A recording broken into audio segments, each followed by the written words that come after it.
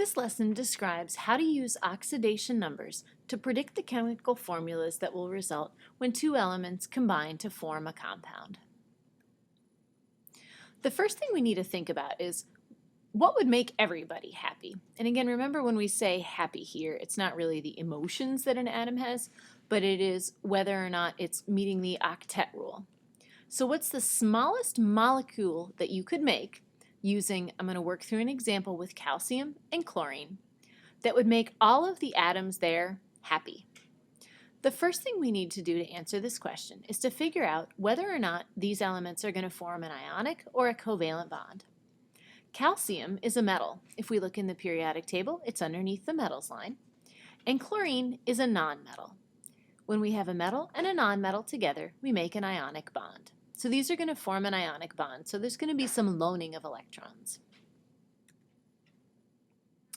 Now, let's think about the happy ions for these two elements.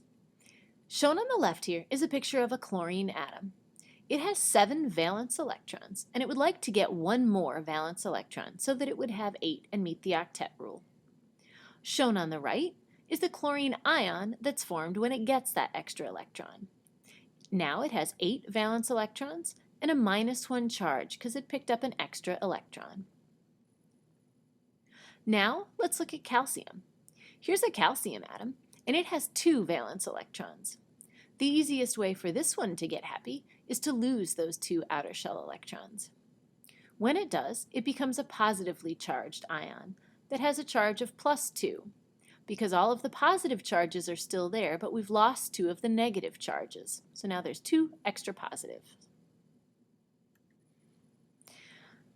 So when we think about calcium and chlorine together, each calcium atom can make 2 separate chlorine atoms be happy, because each calcium atom can get rid of 2 electrons, and each chlorine atom only needs 1.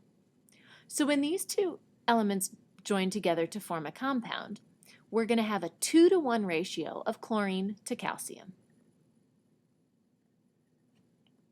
The simplest molecule that we would make that combines calcium and chlorine is CaCl2, calcium chloride. I've shown above the Lewis dot diagram for this compound that shows the calcium ion and then the 2 negative chlorine ions. Notice that if you add up the charges on these 3 ions, they add up to 0. +2, -1, and -1 add up to 0. There's a shortcut for figuring out the chemical formula when 2 elements combine.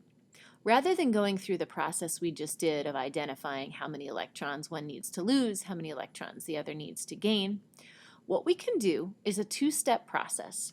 The first is to write the oxidation numbers for each element. Calcium has an oxidation number of +2, chlorine has an oxidation number of -1.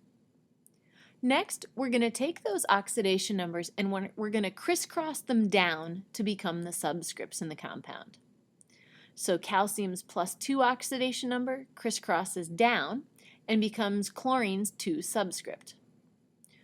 Chlorine's -1 oxidation number crisscrosses down and becomes calcium's 1 subscript. Remember that subscripts of 1 in atoms or in molecules are not typically written. So instead of writing Ca1Cl2, we typically just write CaCl2. This idea of crisscrossing oxidation numbers can help us predict the chemical formula when 2 elements combine.